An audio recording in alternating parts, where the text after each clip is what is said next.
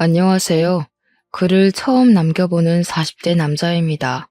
최근에 속 시원한 일을 겪으면서 저도 사연 하나 올려봐야지 생각하고 이렇게 글을 적게 되었네요. 살면서 그놈을 떠올리면 처음 몇 년은 이가 갈리고 뼈마디 하나하나가 시려왔어요. 언젠가는 내가 그놈에게 살떨리는 원수를 갚아줄 날이 있지 않을까 하고 말이죠. 그리고 드디어 1년 전에 그 원수를 갚게 되었습니다. 그 원수 같은 놈을 처음 만난 건 제가 고등학교 2학년 때였습니다. 벌써 20년도 훌쩍 넘은 일이지만 그때의 일만큼은 억울하고 서러워서인지 기억이 생생하게 나네요. 저는 부모님이 8살 되던 해 이혼을 하시고 할머니 댁에서 살고 있었습니다. 어릴 때라서 부모님이 왜 이혼을 하셨는지 기억은 잘 못하지만 아버지가 매일 술을 마시고 어머니를 때렸던 것은 기억이 나네요.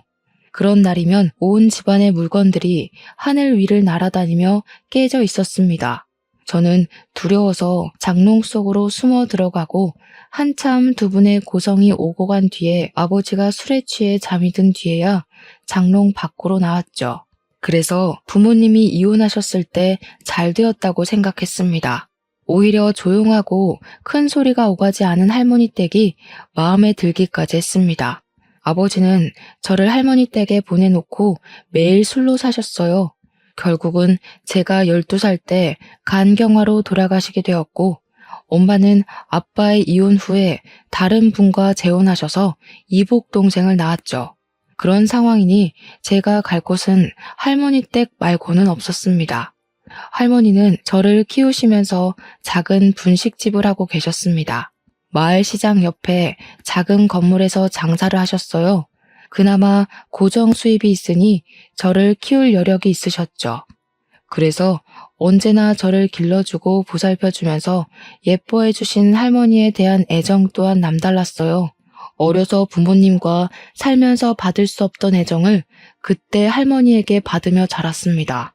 지금 생각해보면 할머니 덕에 엇나가지 않았던 것 같네요.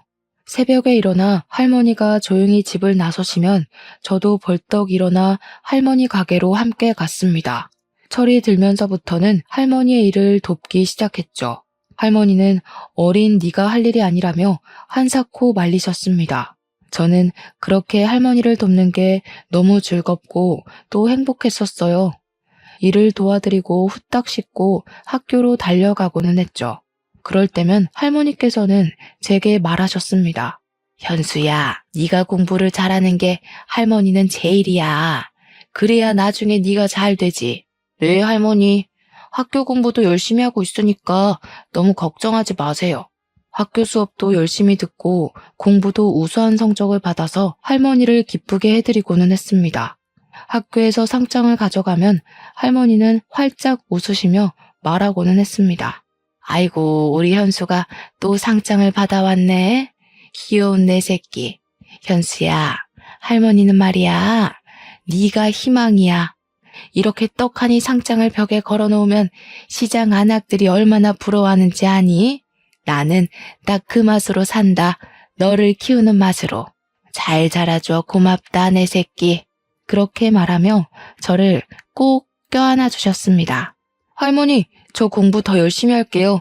그래서 할머니한테 효도할 거예요. 그래, 장하다 우리 손주. 꼭 성공해서 잘 살 거라. 할머니의 한마디가 저를 웃게 하고 저의 한마디가 할머니의 보람이 되었습니다. 그렇게 저는 할머니에게 사랑받고 학교 친구들하고도 잘 지냈습니다. 딱 여름방학을 한 달 정도 앞두고 있던 고2 여름, 그놈이 우리 반으로 전학을 오기 전까지는 말이죠. 그의 여름은 제게는 잊을 수 없는 일들로 가득했습니다. 처음 그놈이 교실로 들어설 때부터 분위기가 남달랐습니다. 우리는 그 녀석의 반항기가 가득 실린 날카로운 눈빛에 당황하기도 했죠. 당시 텔레비전에서는 일진의 행패와 학교 폭력 문제를 자주 다루었습니다.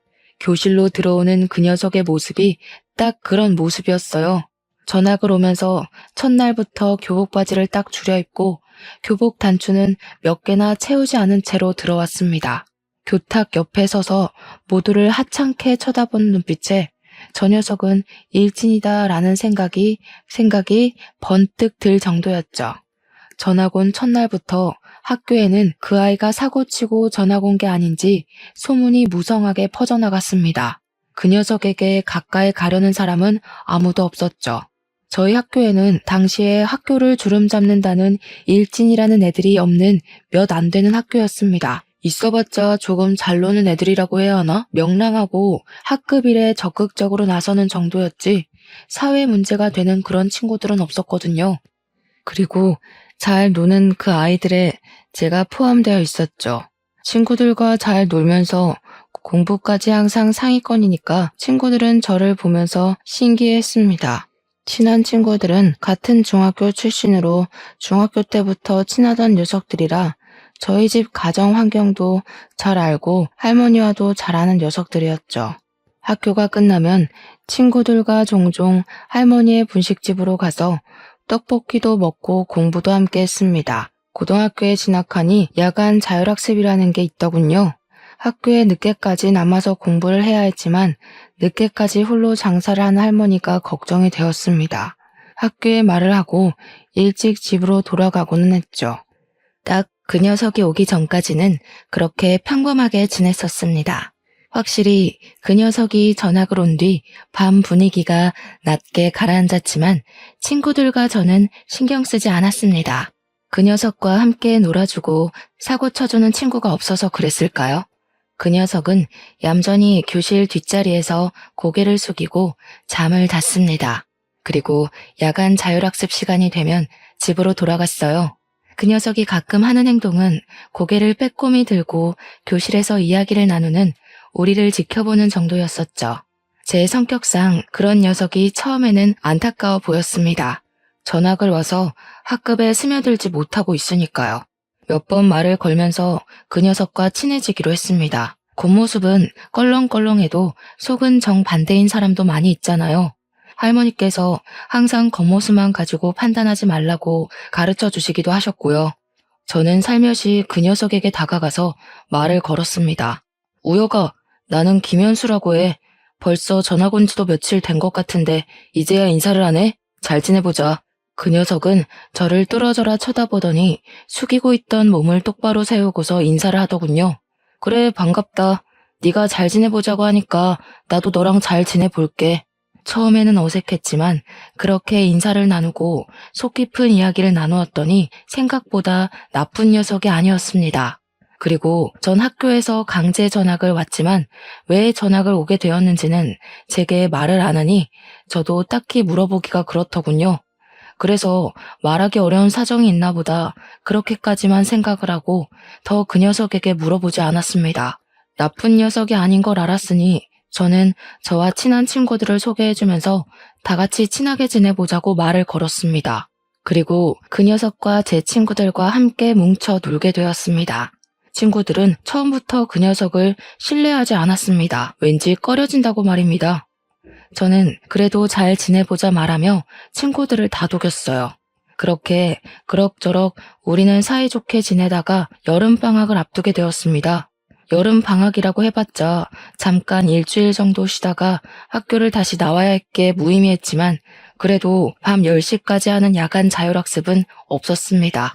그런데 그 녀석이 방학 일주일 동안 자신의 집 별장으로 놀러 가자고 하는 겁니다. 저는 어렵다고 거절할 수밖에 없었습니다. 당시에 할머니가 허리가 많이 안 좋았거든요. 수술을 미루다가 제 방학에 맞추어서 수술 일정을 잡으셨죠. 그래서 방학 동안 제가 할머니의 병간호를 해야 했습니다. 미안하다. 나는 못 갈 것 같아. 할머니 허리 수술이 잡혀 있어서 내가 간병을 해야 할 것 같아. 너희들끼리 재미있게 놀고 와. 제 사정을 모르는 그 녀석은 왜 간병을 네가 해? 라는 의문의 표정을 저에게 짓더군요. 야, 왜 할머니 간병을 네가 하고 그래? 사람 써. 그럼 되지. 부모님께 사람 붙여달라고 해. 저는 그제서야 그 녀석이 제 집안 사정을 아직 모르고 있었다는 사실을 깨달았죠. 아, 나는 부모님이 안 계셔. 어릴 때 아버지가 돌아가시고 할머니랑 둘이 살고 있어서 간병을 붙일 사람이 없어. 돈도 그렇고 내가 하는 게 더 낫지. 다른 사람은 할머니가 불편해하실 수도 있으니까. 저는 아직도 그 녀석이 그때 짓던 그 오묘한 미소가 머리에 잊혀지질 않네요. 뭐랄까, 기분 나쁘게 한쪽 입꼬리만 살짝 들어올리는 그런 미소 있잖아요. 친구들은 제가 별장에 가지 못한다고 하자 친구들도 별장에 가지 않겠다고 하더군요. 아마 그때까지 그 녀석은 제 집이 가난하다는 것을 몰랐을 겁니다.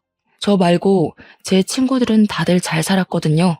한 녀석은 부모님이 건물 상가 임대업을 하셨고, 다른 녀석은 대기업 간부의 아버지와 어머니, 또 다른 친구는 부모님이 한의원을 운영하는 등 집도 잘 살고 놀기도 잘하는 녀석들이라서 저희 집도 당연히 그 정도 수준인 줄 착각했던 겁니다. 친구들은 항상 저를 중심으로 모였기에 그 녀석 눈에는 제가 리더처럼 보였나 봅니다. 자신은 아버지가 사업을 운영하셔서 부자라느니 그런 이야기를 자주 꺼낸 시점이 바로 딱 그 여름방학 사건 뒤부터였습니다. 야, 그거 아냐? 우리 아빠 회사에 부모가 다니는 애들 여기 몇 명이나 있는지? 한 3명은 있는 것 같은데. 누군지 알려줄까? 그 녀석은 꼭 그런 이야기를 할 때면 그 기분 나쁘게 한쪽 입꼬리를 올리기 시작했습니다. 저는 그 기분 나쁜 미소가 보기 거슬렸지만 굳이 그 녀석에게 말을 하지는 않았습니다. 굳이 그런 걸 알아야 하는 거야? 부모가 뭘 하든 우리랑 상관이 없잖아. 제가 그렇게 말하면 그 녀석은 제가 아무것도 모른다는 듯이 제 어깨를 툭 치면서 말했죠. 야, 너는 그래서 안 된다니까. 부모가 하는 일은 계급이야. 우리 아빠는 사장, 그 녀석 아빠는 우리 아빠 따까리. 그러니까 그 녀석은 내 따까리도 되는 거지. 그 녀석은 그런 말을 정말 쉽게도 내뱉는데 어이가 없었죠. 야, 그런 게 어디 있어. 거기는 엄연히 직장이고 여기는 학교인데 그렇게 연결짓는 건 무리 아니야? 그러니까 네가 그 꼬락서니로 사는 거야. 야, 학교는 졸업하면 끝이잖아. 사회에 나가면 결국 돈이 최고야. 권력이라고. 제 친구들은 그 녀석이 그런 말을 할 때면 그 녀석에게 한 소리씩 하기 시작했습니다. 야, 최우혁, 너는 사람한테 그렇게 말하는 거 아니라고 안 배웠냐? 우혁이 너 현수한테 그런 식으로 말하는 거 기분 나빠. 다시는 그런 식으로 말하지 마. 그리고 다른 애들한테도 그런 식 발언은 듣기 거북하다. 친구들이 정색을 해도 그 녀석은 자신의 집에 돈이 많다는 자랑을 하는 건 도를 넘기 시작했죠. 처음에는 녀석 입장에서 그렇게 보일 수도 있다고 생각했습니다. 저와 너무 다른 환경에서 살았고 주위의 친구들이 그런 녀석밖에 없었으면 잘못된 생각을 바로잡을 기회가 없었을 거니까요.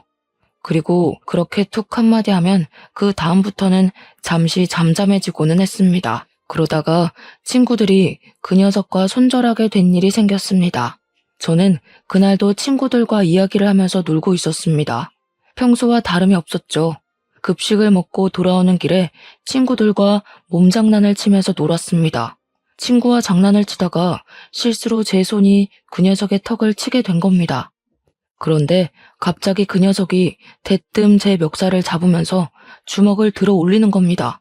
어디서 거지 같은 게 나를 치려고 해. 네가 잘해주니까 진짜 친구로 보여? 친구들은 그 녀석의 팔을 붙잡고 말렸죠. 이게 진짜 적당히 안 하냐? 내가 전에 현수한테 그런 말 하지 말라고 했지. 와, 진짜 할 말이 있고 못할 말이 있는 거야. 그런 식으로 입으로 내뱉으면 다 말인 줄 알아? 친구들 눈치를 봐서 그런지 그 녀석은 제 멱살을 잡은 손을 놓더라고요. 그런 일이 늘어나고 그 녀석이 그룹에 끼어든 이후로는 저희는 모여서 공부를 하는 것도 줄어들게 되었습니다. 성적이 한꺼번에 떨어지니 친구들은 점점 그 녀석하고 따로 뭉치기 시작을 하더군요. 야, 그냥 예전처럼 우리끼리 모이자. 우혁이가 끼고 나서는 분위기도 너무 험악해지고 애가 현수 무시하는 것도 보기 싫다. 나도 그래. 전에는 같이 모이면 공부도 하고 했는데 우혁이가 끼고 나서는 매일 놀기 시작하니까 성적이 팍 떨어졌어. 부모님께 한 소리 들었다. 그냥 전처럼 모여서 공부하면서 그렇게 지내자. 그래도 어떻게 대놓고 그렇게 무자르듯 자를 수 있겠습니까? 잘못된 것을 알려주면 그 녀석도 달라지지 않을까 했습니다. 야, 그래도 우리가 안 놀아주면 저 녀석 예전처럼 혼자 지내는 건데 그렇게 되면 우리가 우혁이 따시키는 거랑 뭐가 달라. 친구가 되었으니까 잘 말해보자. 아직 뭐가 잘못된 일인지 몰라서 그럴 수도 있잖아. 제 말에 마음이 안 내켜 하는 것 같았지만 그래도 친구들은 알겠다고 하면서 무마되는 분위기였습니다. 저는 여전히 집안 사정으로 야간 자율학습을 빼먹고 있었으니 제가 집으로 간 뒤 사정은 더욱 모르고 있었습니다. 그 사이에 친구들은 점점 그 녀석과 따로 놀기 시작했나 봅니다. 제가 있을 때는 잘 지내다가도 제가 먼저 집에 가면 말도 안 걸었나 봐요. 그 녀석은 자신이 따돌림을 당한다고 생각하고 약이 바짝 오르기 시작했죠. 그리고 그 화살은 가장 만만한 저에게 돌아왔습니다. 재미있는 이야기를 하다가도 저에게 괜히 시비 거는 말을 하면서 사람을 비꼬는 겁니다. 이번 주말에 시간이 날 것 같은데 오랜만에 뭉쳐서 영화나 보러 갈래? 재미있는 거 개봉했나? 야, 집이 가난해도 영화는 볼 돈은 있냐? 그것도 모아서 밥 사 먹을 돈이라도 만들어야 하는 거 아니야? 에이, 없이 살아도 그 정도는 아니야. 너처럼 넉넉하지 않다는 거지. 문화생활을 즐기지 못할 정도로 가난하지는 않아. 또 부모님 없다며 할머니 혼자서 벌어서 너 먹여 살리는데 영화 안 보고 돈 모아야지. 그래야 효도하지. 저는 그 말에 어이가 없었습니다. 이 녀석은 모든 세상을 비틀어서 보는 것인지 도무지 이해가 되지 않는 겁니다. 우여가 걱정은 고마운데 그런 말이 남한테 상처가 될 수 있다고 생각 안 하냐? 나 지금 네 말 되게 기분 나빠. 다음부터는 조심해 주었으면 좋겠다. 네가 기분 나쁘면 내가 다 들어줘야 하는 거냐? 가난이 죄인 거야, 병신아. 그러니까 누가 부모도 없이 할머니랑 같이 살래? 가난하게 태어난 건 전생에 죄를 지어서 그런 거야. 그러니까 내가 뭐라고 말해도 너는 받아들여야 되는 거야. 넌 뭐가 잘나서 내 위로 기어오르냐? 너 진짜 자꾸 그딴 식으로 말할래? 다른 사람 기분은 생각하지 않고 말하는 거 진짜 안 좋은 습관이야. 그러니까 내가 왜 거지인 네 기분까지 신경 써야 하는 거냐고. 기분 나쁘면 나보다 부자가 되어 보던가. 우와, 진짜 이 새끼 인성 썩었네. 현수야, 미안한데 나는 더 우혁이랑 친구 못하겠다. 뭔가 발전이 보여야 기다려주고 하지. 자기가 뭘 잘못한지도 모르는 사람한테 뭘 기대하라는 거야? 나도 그래. 이번 주말에도 우혁이 빼고 우리끼리 영화 보러 가자. 친구들은 그 녀석 앞에서 대놓고 절교 선언을 하더군요. 그렇게 친구들이 그 녀석을 대놓고 무시하자 다시 혼자가 되었습니다. 그리고 어느 순간 학교에 나오지 않는 겁니다. 하루 이틀 학교에 빠지자 그래도 몇 달 친구로 지내서인지 그 녀석이 걱정되더라고요.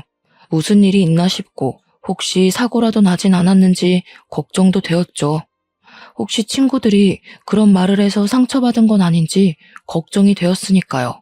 하지만 그 녀석을 친구로 생각하던 건 저뿐이라는 것을 깨닫고 말았습니다. 하교를 하고 할머니 가게로 들어서자 엉망이 된 가게가 눈에 들어왔습니다. 꼭 술 먹던 아저씨들이 서로 싸우다가 엉망이 된 것처럼 여기저기 떡볶이 국물이 튀어 있었고 할머니는 떡볶이 국물이 튄 바닥을 닦고 계셨죠. 저는 서둘러 가방을 내려놓고 바닥에 굴러다닌 식기들을 주워들며 할머니께 물어보았습니다. 할머니, 여기서 싸움이라도 일어났어요? 이게 어떻게 된 일이에요? 왜 이렇게 엉망이 된 거예요? 할머니는 저를 보면서 깊이 숨을 내쉬면서 제 손을 꽉 잡으셨습니다. 현수야, 너 불량한 애들이랑 어울리고 그러니? 아까 너의 친구라고 하는 애가 와서 떡볶이가 맛이 없다느니 왜 이렇게 지저분하냐느니 그러면서 이렇게 난장판을 치고 갔다. 혹시 걔랑도 친구야? 이 할미는 처음 보던 친구던데 절대 불량한 친구들이랑 어울리면 안 된다. 못된 놈이 친구들을 서너 명 데리고 와서는 이렇게 난장을 치는데 지갑에서 10,000원짜리 몇 장을 두고는 이거면 됐죠 하면서 가는 게 아니니? 얼마 전부터 네가 말한 친구가 걔인 것 같은데 애가 영 쓸모가 없겠더라. 네 친구라는데 바로 신고하기도 그렇고 너한테 일단 물어보려고 기다렸다. 할머니의 말을 듣고 저는 주먹을 꽉 쥐었습니다. 할머니가 말한 녀석이 누군지 짐작이 가기 시작했으니까요. 학교를 빠지고서 한 일이 이런 일이라니. 이제 그 녀석이 친구로도 인간으로도 안 보였습니다. 할머니, 제가 잘 말할게요. 일어나세요. 허리 아프세요. 제가 치우겠습니다. 네가 어떻게 다 치운다고 그러는 거니? 너는 손대지 말고 가서 공부해. 이런 건 내가 해도 충분해. 저는 억지로 할머니를 일으키고 가게를 정리하기 시작했습니다. 그리고 내일 학교에 가면 그 녀석의 집 주소를 알아보고 찾아가 봐야겠다고 생각했죠. 이렇게 가만히 있자니 분해서 피가 끓어오르는 겁니다. 저에게 그러는 것은 용서해도 할머니를 건드리는 것은 절대 용서 못할 일이었습니다. 다음날 학교에 가니 그럴 필요 없이 그 녀석이 학교에 나와 있더라고요. 저는 그 녀석을 보자마자 바로 날려가 날라차기로 녀석의 얼굴을 날려버렸습니다. 갑작스럽게 저에게 맞은 녀석은 두 눈을 동그랗게 뜨고 저를 바라보았습니다. 야, 네가 우리 할머니 분식집 엉망으로 만들었냐? 불만 있으면 나한테 해야지 왜 엄한 사람한테 화풀이라는 거야? 녀석은 비틀거리면서 일어나서 저에게 달려드는 겁니다. 저는 다시 주먹으로 그 녀석의 얼굴을 때렸습니다. 아씨, 너 싸움 배웠냐? 좀 치네. 싸움? 그건 너 같은 양아치 같은 새끼나 하는 거고 나는 스포츠를 배웠다. 너는 좀 예의범절 좀 배워와라. 시비 좀 그만 걸고. 녀석은 달려들어 저를 엎어뜨렸지만 저는 다시 그 녀석의 위로 올라타서 그 녀석을 때렸죠. 녀석의 입에서 피가 나오더니 앞니가 부러졌는지 흰 옥수수 알맹이 같은 걸 뱉어내더군요. 야, 너희들 지금 학교에서 뭐 하는 거야? 어? 이것들이 겁도 없이 싸움해? 저희는 교무실로 끌려가야 했고 곧 할머니와 녀석의 어머니가 학교로 소환되어 와야 했습니다. 교무실은 녀석 어머니의 비명으로 가득 차게 되었습니다. 이게 뭡니까? 지금 내 아들 얼굴을 누가 이렇게 만들어 놓은 거냐고요? 어떻게 사람 얼굴을 그리고 앞니가 2개나 빠지는 게 말이나 됩니까? 애가 학교에서 하라는 공부는 안 하고 사람만 패고 있고 우리 아들 이런 짓 당하게 하려고 이 학교 보낸 거 아니라고요? 아이고 정말 죄송합니다. 제가 다 잘못 가르쳐서 일어난 일이니 한 번만 봐주십시오. 할머니가 그 녀석의 어머니께 싹싹 비는데 마음이 너무 아팠습니다. 조금만 더 참을 걸 참았으면 할머니가 비는 일은 없었을 텐데 죄책감이 밀려왔어요. 그런데 제 옆에 있던 그 녀석이 희죽거리며 저를 쳐다보더라고요. 그 순간 조금 더 패줄 걸 하는 아쉬움도 들었습니다. 결국은 학폭위가 열리게 되었습니다. 그런데 그때의 분위기를 아시는 분도 있겠지만 부모도 없고 가난한 저에게 유리하게 돌아갈 리가 없었어요. 평소에 저를 예쁘게 보던 담임이나 교감 선생님도 저의 잘못으로 몰고 갔습니다. 그리고 그 녀석의 어머님과 바쁘게 주고받는 눈빛을 보아하니 촌지를 받은 게 분명해 보이더군요. 이건 명백한 현수의 잘못입니다. 어디서 신성한 학교에서 싸움을 벌입니까? 저는 항상 아이들에게 이곳은 학문을 성취하는 곳이라고 가르쳐 왔습니다. 이렇게 문제를 일으키는 학생을 계속 제 반에 그리고 학교에 두면 안 된다고 생각합니다. 그럼요, 김 선생. 참 옳은 말 잘하셨습니다. 한번 사고치고 문제를 일으키는 애들은 또 그럽니다. 어릴 때 싹을 잘라버려야죠. 저는 돈에 못 이겨 교육자가 지녀야 할 자존심을 버린 두 분을 보고 더는 이 학교에 다니기가 싫었습니다. 아이고 선생님, 아직 어린애들이 뭘 알겠습니까? 아직 치기 어린 혈기에 사고 친 걸 너그럽게 용서해 주시면 안 되겠습니까? 제가 이렇게 빌겠습니다. 할머니는 자리에서 일어나서 선생님과 그 녀석의 어머니 앞에서 무릎을 꿇고 빌었습니다. 저는 그 모습에 눈이 돌아버리고 말았어요. 할머니, 저 사람들한테 왜 빌어요? 그럴 가치도 없는 사람들인데. 당장 일어나요. 저는 소리를 꽥 지르고 할머니를 붙잡아 일으켜 세웠습니다. 저는 학생으로서 두 분을 정말 존경했습니다.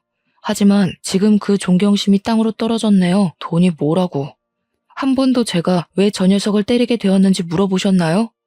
물론 제가 친구를 그것도 학교에서 때린 건 100번 양보해서 잘못했다고 생각합니다. 하지만 지금 제게 보여주신 모습을 보니 제가 스승님을 잘못 골랐네요. 자퇴하겠습니다. 이런 사람들한테서 배울 게 없다고 생각해서요. 퇴학을 당한 게 아니라 저는 스스로 자퇴한 겁니다. 그렇게 말하고 저는 할머니의 손을 꽉 잡았고 학교를 나왔습니다. 할머니는 집으로 돌아가는 내내 눈물을 흘리셨어요.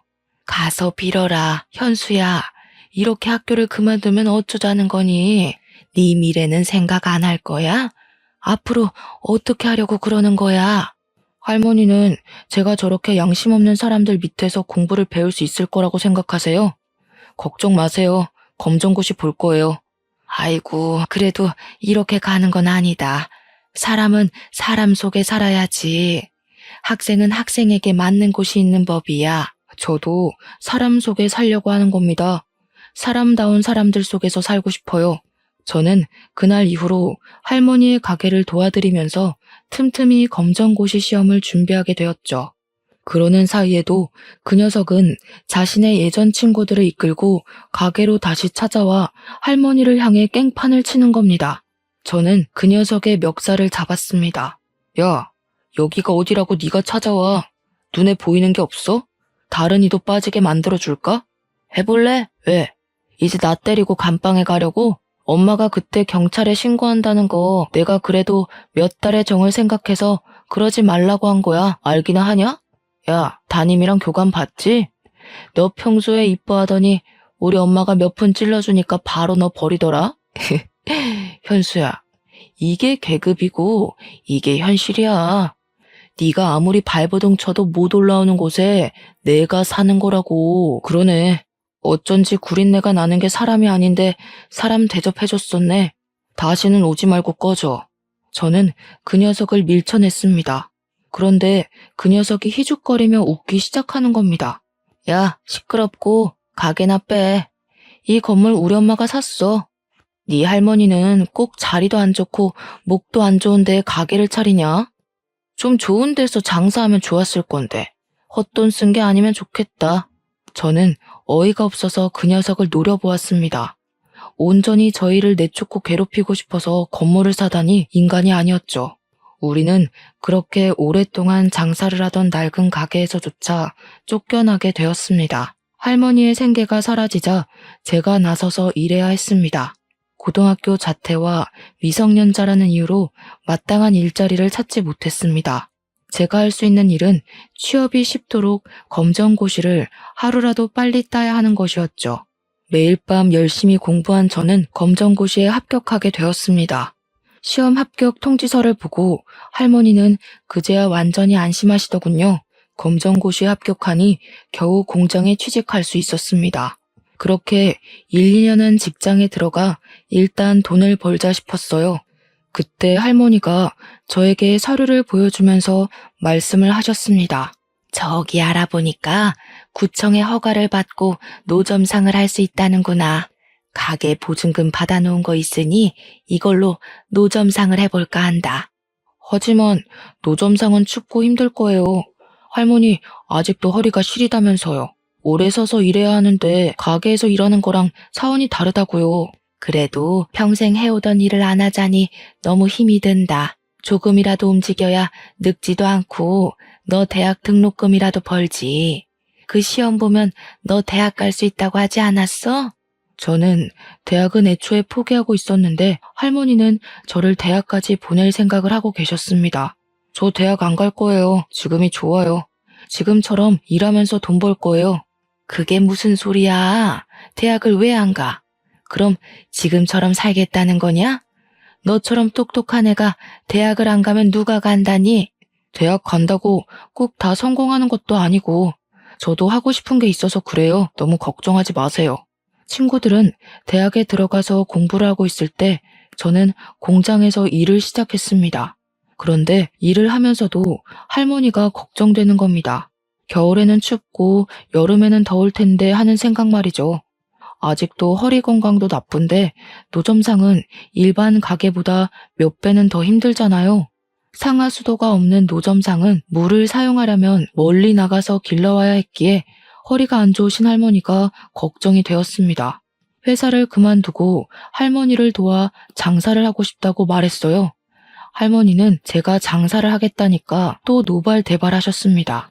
회사를 그만두었다니 그게 무슨 말이야? 왜? 거기서 너한테 뭐라고 하더냐? 학교 그만두었다고? 그래서 그러는 거야? 할머니는 또 제 걱정부터 하셨죠. 아니요, 그게 아니고 제가 장사를 배워보고 싶어서요. 할머니한테 장사 기술이나 배워서 사장이나 되어볼까요? 싱거운 소리 하지 마라. 장사가 아무나 한다니? 얼마나 고생스러운 일인데 이걸 한다고 해. 차라리 다른 직장 알아봐. 이번에 대학이나 가던지. 장사가 얼마나 힘들고 고된데 너까지 일을 한다고 하니? 할머니는 평생을 하셨잖아요. 아마 저도 할머니 닮아서 타고났을 수도 있잖아요. 정 그렇게 걱정되시면 딱 몇 년만 해보고 안 되면 깨끗이 접고 대학 갈게요. 어때요? 허락해 주실 거죠? 할머니는 제 고집에 못 이겨서 결국 허락하셨습니다. 그렇게 저는 할머니의 노점상에서 같이 떡볶이와 분식을 팔게 되었습니다. 처음 몇 달은 정말 고생을 많이 한 것 같아요. 생각보다 장사가 안 되고 할머니를 도와서 일하기는 했지만 노점상이라서 단골이 생기는 게 꽤 어렵더라고요. 그리고 궂은 날에는 아예 장사를 못할 때도 있으니 가게를 가지고 장사를 하는 것과 노점상은 정말 하늘과 땅만큼의 차이가 나는 것 같았죠. 그렇게 몇 달을 고생하니 저희에게도 꾸준히 찾아오는 단골이 늘기는 했습니다. 할머니가 떡볶이를 오래 만들기도 하셨지만 재료를 허투루 쓰시지 않으셨거든요. 그때만 해도 할머니는 고추장을 직접 만들어 쓰셨어요. 장맛이 바뀌면 맛도 바뀐다고 항상 고추장을 만드시면서 장사를 하셨죠. 그래서 저희만의 고유의 맛이 있었습니다. 그 맛을 잊지 못하고 찾아오는 손님이나 그리고 예전 가게를 할 때 손님들도 노점상으로 찾아오셨습니다. 점점 단골 손님이 많아지니 몇 년 만에 가게를 오픈할 정도로 여유가 생겼어요. 번듯한 가게를 오픈하고 보니 마음도 뿌듯하고 할머니 또한 저에게 공부하라는 말은 하지 않으셨죠. 그렇게 가게 오픈하고 몇 년을 바쁘게 장사를 할 때였습니다. 깔끔하게 정장을 갖춰 입은 분이 가게 안으로 들어오더니 떡볶이를 시키시는 겁니다. 저렇게 정장 입은 분들도 떡볶이를 좋아하시는구나 하고 반쯤은 신기하게 쳐다보았죠. 그분은 떡볶이를 다 드시고 저에게 다가오셨습니다. 사장님, 소문대로 떡볶이가 너무 맛있네요. 특별한 비법이라도 있으시나요? 특별한 비법이요? 비밀이라고 하면 고추장을 저희가 직접 담근다는 걸까요? 그것 말고는 특별한 레시피는 없습니다. 역시 그래서 이렇게 깊은 맛이 나는군요. 혹시 저희와 계약하고 프랜차이즈를 내볼 생각이 있으십니까? 그 말을 듣고 우리 집 떡볶이가 다른 떡볶이들보다 경쟁력이 있다는 것을 알게 되었습니다. 신사분에게는 고민을 좀 해보겠다고 말을 했어요. 제 스스로 프랜차이즈를 차려보고 싶은 욕심이 생겼거든요.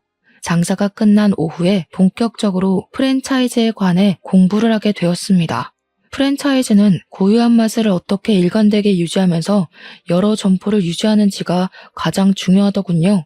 그러면서 유통과 공장형 재료를 만들 것 등등 생각보다 복잡한 작업이었습니다. 저는 국가 사업으로 청년 지원을 받아서 공장을 세우고 할머니의 장맛을 유지하면서 고추장을 대량 생산하는 연구를 하기 시작했습니다. 제가 거기에 매달리는 동안은 할머니께서 사람을 써서 가게를 운영하셨죠. 그렇게 2년 정도를 공들인 결과 할머니 장맛을 유지한 떡볶이 소스를 개발하게 되었습니다. 떡볶이 소스를 만들고 프랜차이즈 사업을 시작하게 되었죠. 그렇게 사업을 시작하니 특색 있는 소스 덕분에 프랜차이즈를 하고 싶다고 많은 분들이 찾아왔습니다. 다들 자리를 잡아가고 사업이 안정을 찾아가니 점점 자신감을 가지게 되었습니다. 다른 사업에도 발을 넓히게 되었어요. 요식업 중심의 프랜차이즈를 개발하는 업체로 키워나가고 싶었죠. 좋은 아이템을 발견하면 그것을 다시 연구하고 개발하면서 새로운 프랜차이즈 사업체로 오픈하는 겁니다. 떡볶이 사업의 뒤를 이어 핫도그 사업까지 대박을 치게 되면서 전문 프랜차이즈 기업으로 발전하게 되었습니다. 그리고 바로 1년 전에 저는 새로운 프랜차이즈점을 오픈하면서 그놈을 다시 만나게 되었습니다. 수십 명의 사람을 모아놓고 프랜차이즈 사업주를 모집하는 설명회를 열게 되었죠. 한참 설명하고 있는데 익숙한 얼굴이 보이는 겁니다. 저를 보고 그 녀석도 놀랬는지 제가 쳐다보니까 고개를 쓱 돌리면서 제 얼굴을 회피하더라고요. 저는 설명회가 끝나고 일부러 그 녀석에게 다가갔습니다. 저를 본 그 녀석의 얼굴이 점점 굳어가면서 당황하는 기색이 역력해 보였죠. 저는 손을 내밀면서 악수를 권했습니다. 잘 살았어? 어떻게 이렇게 만나지? 나는 너를 다시 만날 줄은 생각하지도 못하고 있었는데 참 운명이라는 게 짓궂기도 하네. 앞니는 잘 심어놨네? 아, 앞니 임플란트 했지. 나는 뭐 잘 살았어. 너도 좋아 보이네. 이런 큰 사업을 하고 잘 사니까 보기 좋다. 저는 그 녀석의 말에 정말 웃음만 나오는 겁니다. 말은 그렇게 해도 똥 씹은 표정을 하고 있었으니까요. 그런데 정말 나는 여기서 너를 볼지 몰랐어. 너희 아버지가 큰 사업을 하고 계시다고 했잖아? 우리 반에도 너희 아버지 회사에 다니는 애들이 많다고 하지 않았나? 그런 큰 기업을 물려받을 줄 알았는데 보통 우리 사업 파트너분들은 너희 아버지 같은 큰 회사에 다니다가 퇴직금으로 남은 여생을 보내려고 찾아오는 분들이 많아. 아니면 젊어서 요식업 사업에 큰 꿈을 가지고 있는 분들도 있고. 그런데 너는 둘 다 아닐 것 같은데? 저는 그 녀석의 사정을 한눈에 알아보았지만 일부러 말끝을 흐렸습니다. 사람 일이 그렇게 쉽게 풀리면 좋지. 고등학교 졸업하고 아버지가 밀려 들어오는 어음을 갚지 못하고 회사가 부도가 나버렸어. 그래서 집안이 빚더미 안게 되고 대학도 졸업 못하고 나도 바로 일을 시작했어. 그리고 내가 얼마나 어리석었는지 알게 되었어. 그동안 너무 미안해. 이렇게 말한다고 용서가 안 된다는 건 알고 있지만 그때는 너무 어렸잖아. 뭐 어린애처럼 무릎 꿇고 빌길 원하는 건 아니지? 18살이면 알 것 다 아는 나이지 않아? 주민등록증도 나오는 나이인데 어떻게 어리다고만 하겠어. 그때 나는 분명 너한테 그건 나쁜 짓이라고 충고도 여러 번 주었던 것 같은데 넌 내 말이나 친구들 말은 듣는 척도 하지 않았잖아. 근데 너의 그 질 나쁜 친구들이랑은 잘 지내는 거야? 우리 친구들은 잘 지내고 있는데 그 녀석은 갑자기 허리를 굽히면서 저에게 미안하다고 하는 겁니다. 현수야, 정말 미안해. 제발 옛날 일은 잊어주라. 벌써 20년도 넘은 이야기잖아. 옛날 이야기 꺼내서 너한테 좋을 거 하나도 없을 거 아니야. 나한테 안 좋을 건 뭔데? 아, 고등학교 때 자퇴한 거? 내 잘못도 아닌데 자퇴한 게 잘못인가? 내가 누구 때문에 그렇게 되었는지 너는 알잖아. 그러지 말고 일어나.